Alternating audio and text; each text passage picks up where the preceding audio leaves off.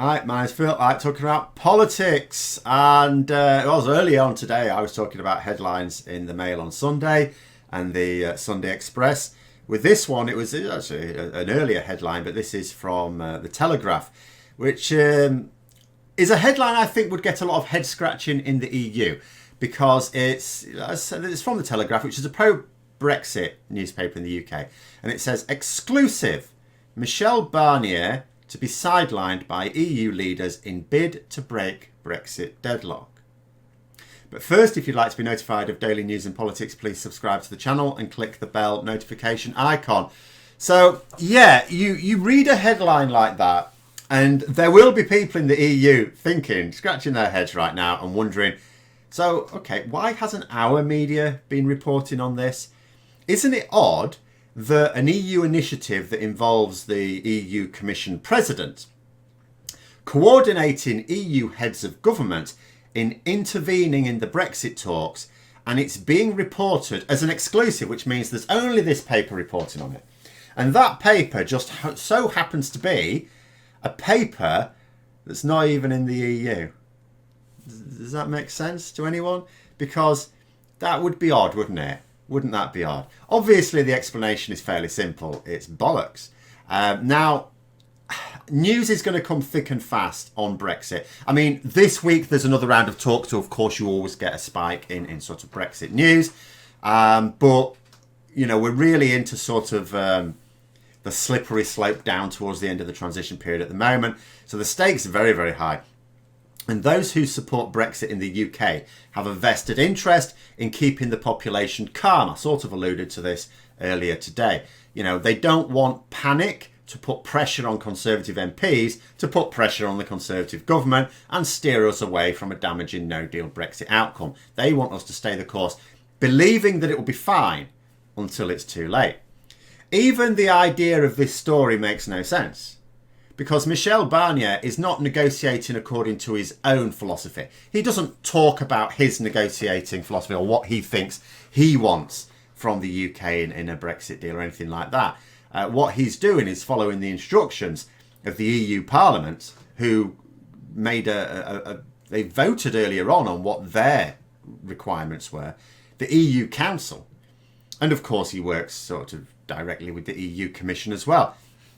And even if that thought hadn't occurred to people, Angela Merkel of Germany currently has the EU presidency, which means that, you know, she pretty much controls the agenda on these things, said that she would not be in favour of wasting time on Brexit talks if there was no prospect for a desirable outcome. In other words, until the UK starts negotiating properly, and that means coming up with proposals, she's not going to waste a moment worrying about it.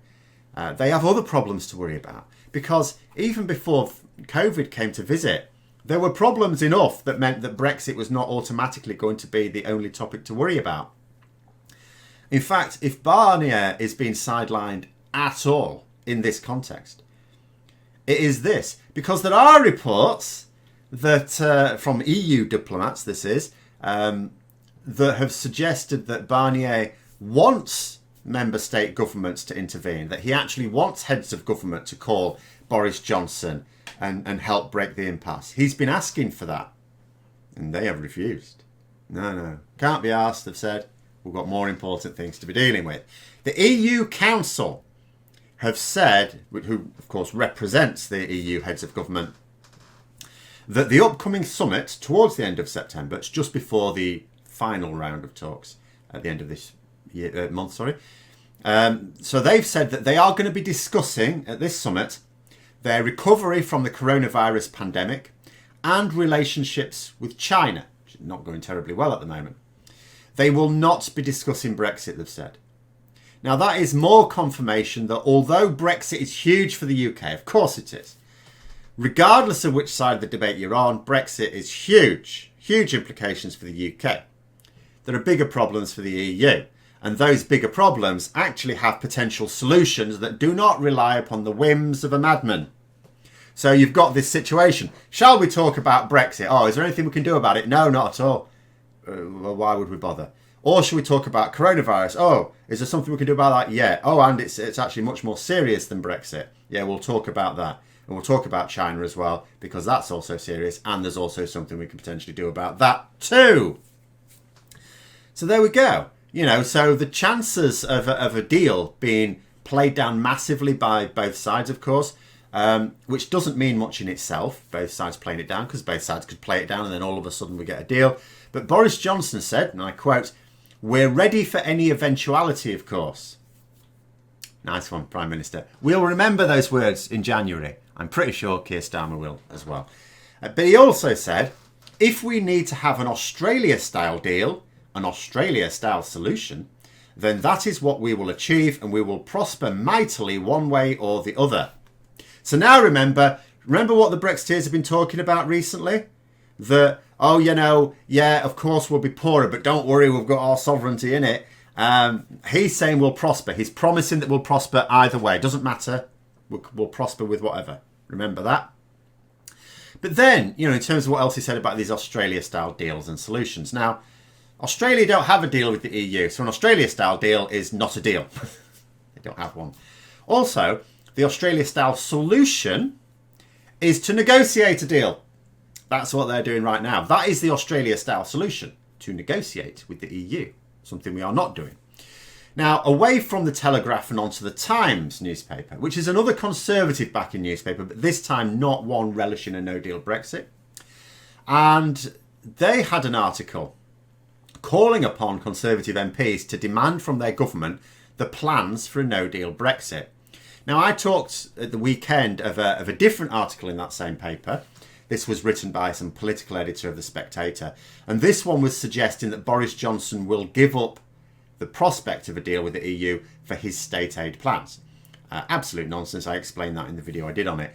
But this newer article is a different tone entirely. And it was suggesting that Conservative MPs demand to know from Johnson what exactly his state aid plans are, because that way they can judge for themselves whether it is worth the pain of a no-deal Brexit. Because at the moment, MPs are just being told, look, I know what I'm doing, leave me to it. This is the same person who knows what he's doing on COVID, who knew what he was doing on the exam situation. Really? Knows what he's doing against Starmer every week at PMQs? That's the one you've got to have faith in. Anyway, they also made the point that not only does the UK not even use as much state aid as the EU allows, because this is the thing, it's like, oh no, we're not signing up to EU rules on state aid because we want to use loads of state aid. It's like, well, we don't even use... We're way below average in terms of state aid use in this country. And most of that is driven by the Conservatives, who do not believe in it. They hate it. In fact, when the EU state aid rules were drawn up, and I will always remind people, by the way, get heads up about this state aid thing. State aid rules exist internationally. If we have no deal with the EU, we are still bound by state aid rules, international rules, because they're World Trade Organization rules. The EU ones largely just mirror that. But they do have a few little wrinkles of their own. And we helped draw them up. It's the Conservatives in this country that cheered, as this article points out, when they were implemented. Because Conservatives hate state aid. Hate it. The large steelworks near me, British Steel in Scunthorpe, when that was, facing closure, really. I mean, I still don't exactly know what's happening. Supposedly it's been bought. I mean, the government were being called on to intervene there. That was allowed. They tried to say it wasn't allowed EU rules and stuff like that. That was nonsense, because Italy, who was an EU member state, stepped in to take their much larger steelworks into public ownership when that was facing financial ruin. So it's absolutely allowed. But the idea that Conservatives would say that they will not accept a deal and that the sticking point is because we want to be able to use more state aid, more freedom, has no credibility at all. Even if the words were uttered by a more credible Conservative leader. Now, there are still suggestions that all of this talk of no deal is still, from the British side, a negotiating bluff. That they have proposals for everything that the EU has been asking for and intend to dump them on the table sometime in September. I talked about earlier on, I still think probably more likely the end of September than the start of it, but we'll find out this week, sort of. But seasoned negotiators, not just in the EU, have tried to make it clear that if the proposals do not satisfy the EU, if we do dump those proposals on the table at the end of this month, there is then no time to negotiate. None at all. You know, we should have presented our proposals in February, as we promised we would. We didn't. And if we are genuinely expecting to present them at the last minute in order to browbeat the EU into accepting something that they don't really want, then that would be making a major miscalculation. The feared scenario is that the EU rejects the proposals at the end of September. Johnson thinks that he has another few weeks to sort it out because an agreement made in late October still has time to be ratified, you know, if the EU side agree to it, of course. That includes the Parliament as well as individual member states. But the point is that a few weeks will not be enough time, unless, of course, Johnson himself wants to back down completely, which seems politically unlikely. At which point, there's your accidental no deal. A former farming economist has said that a no deal Brexit will lead to about a third of British farms going under. I've already talked recently about the food industry being concerned that because the government hasn't given them the information they need to sort their labelling out, that on the 1st of January 2021, their goods are illegal in the EU and Northern Ireland, so they can't export there. Other industries have also talked about businesses collapsing almost overnight, some of them, if we don't get a deal. And then I can't help coming to the border issue. So I talked about this quite a bit, but it's absolutely crucial. We are not prepared to manage our borders in a no-deal scenario. This is not speculation. Even the government admit this. We're not even ready if we do have a deal, quite frankly. Now, the government insists that they have a backup plan for this, but they don't tell anyone what it is. We've had no end of leaks about Brexit preparations, Brexit reports being leaked all the time. Not a thing on this backup plan. If we had one, why keep it a secret? What is the possible reason for doing so? Because if this backup plan works, it doesn't help anyone unfriendly to us to know. In fact, that actually strengthens our hand. If you are one of these people who, like Johnson, seems to genuinely believe that threatening a no deal is more likely to make the EU back down, then proving that we are ready for a no deal will help that cause. So no, I don't think we have a backup plan. I think the Conservatives still believe that the EU will accept their proposals when they're revealed at the last moment as being better than no deal. I think that they're only pretending to prepare for no deal because they do not expect a no deal. I could be wrong. Nothing can be certain with all this secrecy and with Boris Johnson's incompetence seemingly unbound. You know, September is just rhetoric on both sides, I think, at the moment. I think that's all we can expect from the talks this week as we wait for David Frost to reveal Boris Johnson's hand. I mean, I would expect it still at the end of this month. Maybe time to coincide with the EU summit because the next round of talks happens just after the EU summit. Don't know. The proposals flounder, let's say. Either they're not acceptable to the EU or they are acceptable but they're not acceptable to the hardliners in the Conservative Party. October then becomes the month when the wheels fall off Johnson's wagon. Now, it's very, very careless to try and predict anything that's going to happen in 2020. 2020 should have taught us that. But at this point, you would think you could still suppress the panic in October.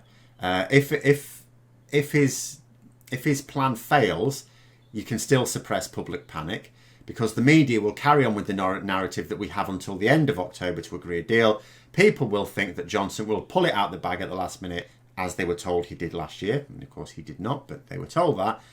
Then the end of October will come and then we will have nothing. Now, at that point, November surely becomes crunch time because what will Conservative MPs do about it? They'll be faced with a situation where it's definitely no deal at that point. If all that happens, and it's not certain, but if all that happens, Conservative MPs will then be faced with no deal. What are they going to do? I could also throw out there, just to muddy the waters, that our COVID handling is likely to be coming under renewed pressure from the spotlight once again. You know, just to put more public pressure on Tory MPs to demand better from their leaders. Goodness only knows what December will bring. I'm stretching my better judgment and even trying to suggest what might happen in October and the start of November. But December 2018 is when Theresa May faced serious calls for her to step down. It was the beginning of the end for her. 2 years later, would not be at all surprised if the same fate is facing Johnson. But anyway, there we go. That all went round the houses. From some bollocks about the EU wanting to sideline Barnier to speculation on a long overdue possible leadership challenge for Johnson. But there it is. Those are my thoughts. Let me know yours in the comments below. Hope you found the video interesting. If you did, don't forget to click the like button. If you'd like to support the channel further, please also click the Patreon link for details. And until next time, I'll see you later.